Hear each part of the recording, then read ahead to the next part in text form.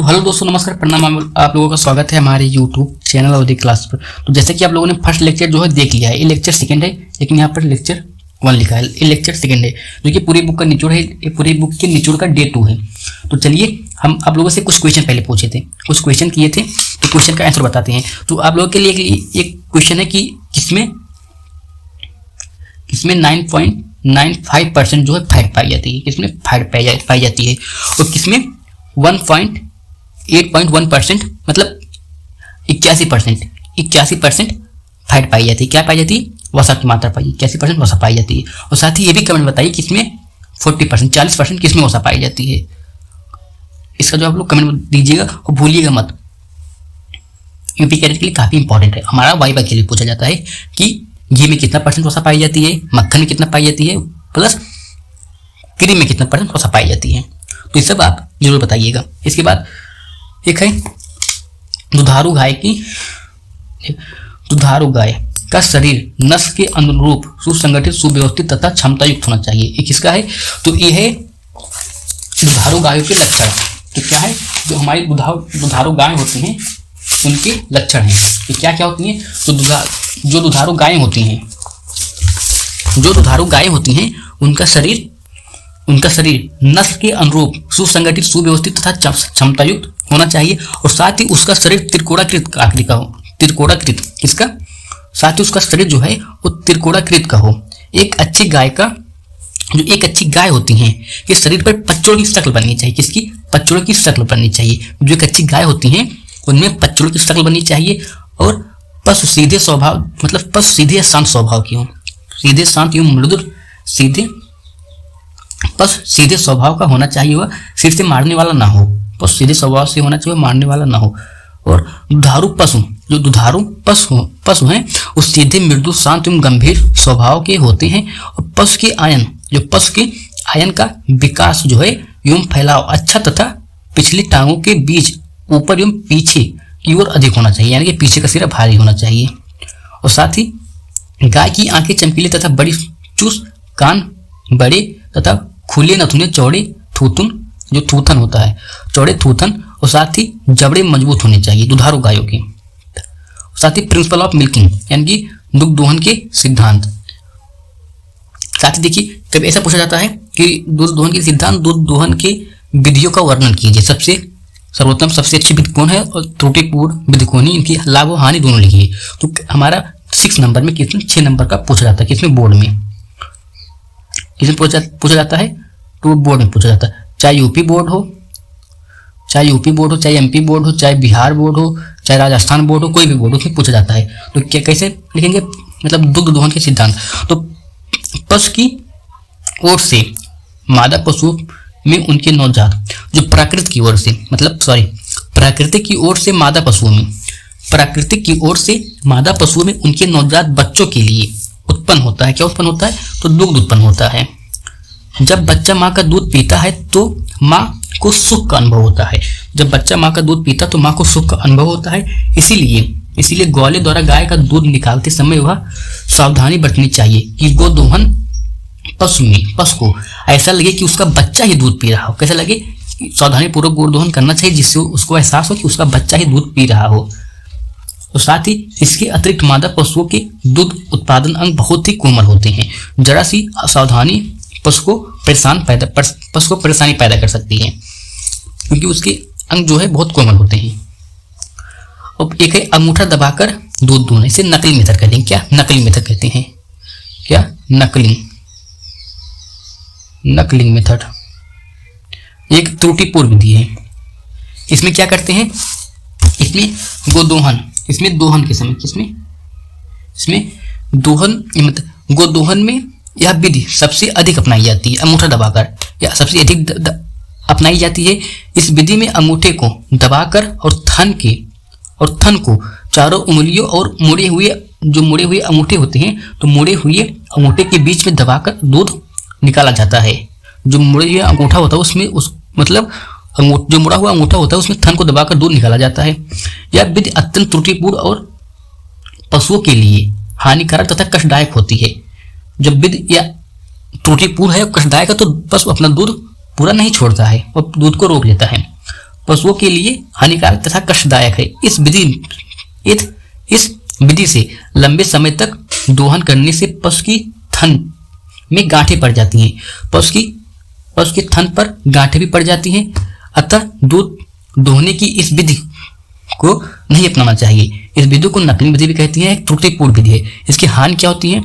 इसमें जो है थन होती है उसमें गांठें पड़ जाती हैं, और साथ ही एक कष्टदायक विधि है, और पशु अपना दूध नहीं देती हैं, अपना पूरा दूध नहीं छोड़ती हैं। Full hand fisting and full hand making मतलब मिल्किंग होता है। मुट्ठी और पूर्ण हस्त विधि गोदोहन की यह सबसे अच्छी विधि है। इस विधि में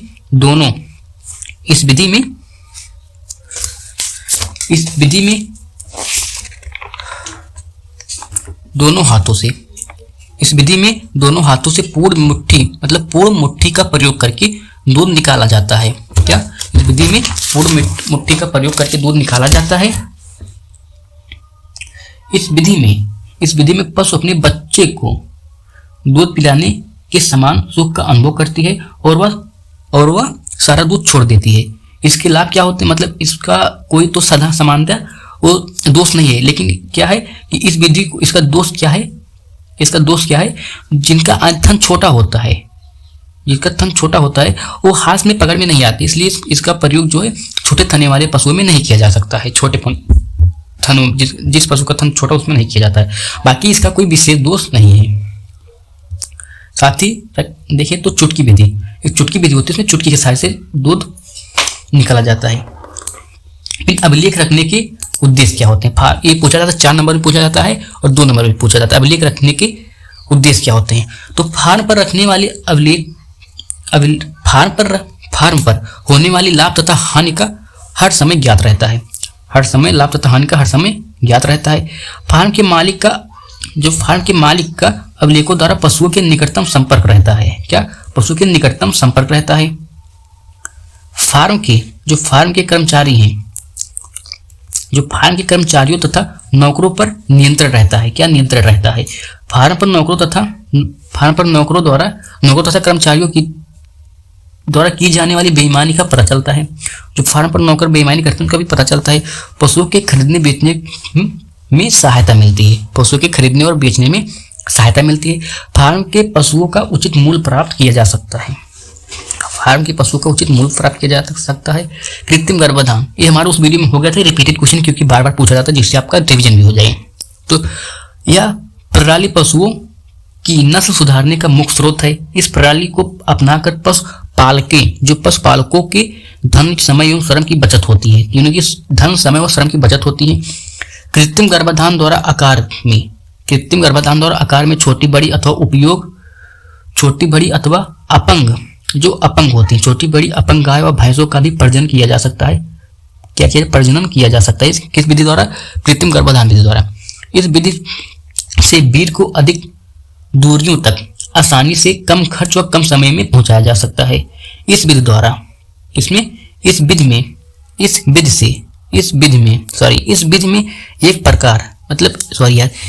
में एक बार में एकत्रित किए गए सांड के जो वीर्य को 10 गाय को गर्भित किया जा सकता है।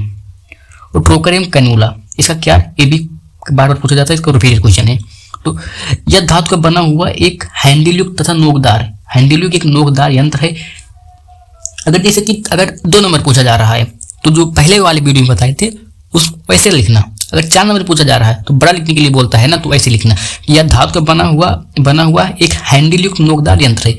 इस यंत्र का प्रयोग जब पशु को अफारा रोग से पीड़ित हो जाते हैं तो पशु के रूमेन में जो पशु के रूमेन होता है, पशु के रूमेन से दूषित गैस बाहर निकालने तथा दवा डालने के लिए प्रयोग किया जाता है। इस यंत्र को पशु की उभरी हुई बाईं कोख के रूमेन वाले भाग में गाड़ देते हैं और ट्रोकर को बाहर निकालकर कैनुला को छोड़ देते हैं। ट्रोकर एवं कैनुला बताएं कि ट्रोकर कौन सा होता है, कैनुला क्या होता है। तो ये होता है ट्रोकर, जो ऐसा होता है नोकदार होता है कैनुला, जो छेद करता है कैनुला होता है। तो बाईं कोख की सारी गैस बाहर निकल आती है। तो एक होता है ब्यूटाइरोमीटर और लैक्टोमीटर में अंतर आता है। किसमें? ब्यूटारियोमीटर और लैक्टोमीटर में अंतर पूछा जाता है, जो कि काफ़ी इंपॉर्टेंट है। तो जो यूपी कैडेट की तैयारी करेंगे उसके लिए पता होना चाहिए कि ब्यूटारियोमीटर से क्या होता है और लैक्टोमीटर से क्या होता है। किससे? लैक्टोमीटर से क्या होता है? तो जो अपेक्षित घनत्व नापा जाता है, क्या? जो अपेक्षित दूध की अपेक्षित घनत्व नापा जाता है और लैक्टोमीटर से नापा जाता है। और ब्यूटारियोमीटर दूध में फैट की मात्रा नापी जाती है, क्या? फैट प्रतिशत नापा जाता है ब्यूटारियोमीटर से। इसका अंतर देखिए, यह कांच का बना हुआ एक बेलनाकार आकृति का यंत्र हो, मतलब बेलनाकार आकृति का होता है। इसके ऊपर 0 से 40 तक अंकों के निशान बने होते हैं। इसके ऊपर 0 से 40 तक अंकों के निशान बने होते हैं। इसमें भी यह भी कांच का बना हुआ एक यंत्र होता है। इस पर 0 से 10 तक, किसमें? 0 से 10 तक के अंकों के निशान बने होते हैं। और साथ ही अगला है कि दूध का अपेक्षित घनत्व ज्ञात करने के लिए इसका प्रयोग किया जाता है। दूध का अपेक्षित घनत्व ज्ञात करने के लिए इस यंत्र का प्रयोग किया जाता है। या दूध में वसा प्रतिशत ज्ञात करने के लिए, या शुद्ध दूध में, किसमें? या शुद्ध दूध में वसा की प्रतिशत मात्रा ज्ञात करने के लिए प्रयोग किया जाता है। अगला है गाय के शुद्ध दूध का लैक्टोमीटर रीडिंग कितनी होती है? कैटेगरी पूछा जाता है। कैटेगरी के लिए काफी इंपॉर्टेंट है, जो हमारा वाइबा लेने आएगा वही पूछेगा गाय के शुद्ध दूध की लैक्टोमीटर रीडिंग क्या होती है, भैंस की लैक्टोमीटर रीडिंग क्या होती है, घनत्व या फिर क्या होती है, लैक्टोमीटर रीडिंग क्या होती है। तो जो गाय होती है, गाय का 40 मतलब 30 से 32 होता है और भैंस का 28 से 30 होता है लैक्टोमीटर रीडिंग दूध का, शुद्ध दूध का। और जो ब्यूटारियोमीटर होता है, इसमें वसा परसेंटेज कैसे नापते हैं? वसा परसेंटेज ज्ञात करने के लिए इसमें H2SO4 यानी सल्फ्यूरिक एसिड तथा दूध और एमाइल अल्कोहल लेकर सेंट्रीफ्यूज किया जाता है। क्या? सेंट्रीफ्यूज किया जाता है। उसके बाद यंत्र पर उसकी रीडिंग आ जाती है और रीडिंग पढ़ लेते हैं। साथ ही गौशाला में सफाई, तो गौशाला में जो सफाई की जाती है वो गौशाला में 3 प्रकार की सफाई की जाती है। कैसी? एक नियमित रूप से प्रतिदिन सफाई की जाती है, और एक मतलब जो एक गौशाला की अन्य भवन की सफाई की जाती है, मतलब एक नियमित रूप से सफाई की जाती है, एक सामयिक सफाई की जाती है, सामयिक एक आकस्मिक। जो आकस्मिक होती है जब कोई पशु पीड़ित हो जाता है या जब कोई पशु खत्म हो जाता है, मर जाता है, या मतलब कोई से रोग हो जाता है तो उसकी जो आकस्मिक सफाई की जाती है। अधिकतर जो पशु मर जाते हैं तो उनकी सफाई की जाती है, मतलब उस पूरे गौशाला की सफाई या उस जगह की सफाई की जाती है। और जो सामयिक सफाई होती है ये फिक्स रहता है कि हाँ एक दिन तक सफाई करना, 6 महीने में सफाई करना, 2 महीने में, 1 महीने पे। और जो पशुशाला की नियमित सफाई होती है, क्या क्या की जाती है? पशुशाला से गोबर और मलमूत्र का मतलब सफाई क्या? पशुशाला से गोबर और मलमूत्र खोर से, जो खोर होती है, खोर से बेकार चारा निकालना। पशुशाला की दीवारों को सफाई मतलब सफाई करना, दीवार की सफाई करना, दीवार को साफ करना, या फिर फर्श की धुलाई करना, ये होती है। जो अन्य गौशाला भवन होते हैं जैसे दूध बनाने वाली हो गए भवन, मिल्किंग स्टोरेज रूम हो गया, इन सब की सफाई की जाती है। एक काफी इंपॉर्टेंट है किसके लिए? इससे जो एक एल्ड्रीनल होती है, क्या? एल्ड्रीनल जो ग्रंथ होती है ये कैटेगरी के लिए काफी इंपॉर्टेंट है। इससे क्या कौन सा हार्मोन निकलता है? तो एपिनेफ्रिन। कौन सा हार्मोन निकलता है? तो एक एपिनेफ्रिन नामक हार्मोन निकलता है जो ऑक्सीटोसिन के विपरीत प्रभाव डालती है। तो ऑक्सीटोसिन के विपरीत प्रभाव डालती है। कैटेगरी पूछा जाता है कि कौन सा हार्मोन ऑक्सीटोसिन के विपरीत प्रभाव डालती है? तो क्या? एपिनेफ्रिन हार्मोन ऑक्सीटोसिन के विपरीत प्रभाव डालती है। तो क्या होता है? यदि पशु दूध रोकना है, अपनी होल्डिंग अप ऑफ मिल्किंग, तो यदि पशु जानवर का दूध निकालते समय पसुराने की या फिर पसुराने की समय किसी कारणवश जानवर डर जाता है अथवा उत्तेजित हो जाता है, चाहे डर जाए या उत्तेजित हो जाए, तो एल्ड्रीनल याद कर लेना है। तो एल्ड्रीनल नामक ग्रंथ से एपिनेफ्रिन, क्या? एपिनेफ्रिन हार्मोन निकलता है। कौन सा हार्मोन? एपिनेफ्रिन। तो एक बार वीडियो जब खत्म हो तो वीडियो को देखने के बाद आप लोग इस हार्मोन का नाम कमेंट में दीजिए, बताइएगा। और साथ ही वीडियो कैसा लगा, वीडियो कैसी थी, क्लास कैसी थी, इसको आप कमेंट बता दीजिए कि हाँ सर मतलब क्लास अच्छी थी। और फिर नेक्स्ट टॉपिक क्या है या मतलब बोलिएगा कि अगर आप लोगों को इसका अगला टॉपिक चाहिए तो आ जाएगा। ये डे 2 है, क्या है? एक लेक्चर है जो 15 मिनट का वो है, और फिर लगभग 17 से 18 मिनट का ये भी होगा, 17 से 18 मिनट का ये भी लेक्चर होगा। तो क्या होता है, क्लास कैसी थी आप लोग बता दीजिए। और अगला टॉपिक मतलब जो अगला वीडियो किस टॉपिक पर रहेगा उसको भी आप कमेंट में बता देना। तो यदि पशु का दूध निकालने या पशु से जानवर का दूध निकालने के समय या फिर पासुर के समय किसी कारणवश जानवर डर जाता है, किसी कारणवश जानवर डर जाता है अथवा उत्तेजित हो जाता है तो एल्ड्रिनन नामक ग्रंथ से एपिनेफ्रीन हार्मोन निकलता है जो आयन पर या ऑक्सीटोसिन हार्मोन के विपरीत प्रभाव डालकर दूध के बहाव को बंद कर देता है, जिससे दूध स्थगन अथवा दूध का चढ़ाना कहते हैं। तो ये जो गाय का दूध होता है, ये गाय भैंस की दूध दोहन कार्य कितने समय में किया जाता है, कितने समय तो कितने मिनट में किया जाता है, इसको आप लोग कमेंट बताना कितने समय या कितने मिनट में किया जाता है, इसको आप कमेंट में बताना। और साथ ही जो ऑक्सीटोसिन का प्रभाव होता है, किसका ऑक्सीटोसिन का जो प्रभाव होता है ये कितने मिनट का होता है, कितने मिनट इसका असर होता है, ऑक्सीटोसिन का प्रभाव कितने मिनट में होता है, इसका जवाब आप कमेंट बताना। और ये बताना कि हाँ वीडियो कैसी थी, अगला वीडियो किस टॉपिक पर लेकर आए। तो मिलते हैं अगले वीडियो में, तब तक आप लोग अपनी तैयारी एकदम अच्छे से और करते रहिए। फिर मिलते हैं अगला वीडियो एक अच्छी टॉपिक के साथ लेकर कौन सा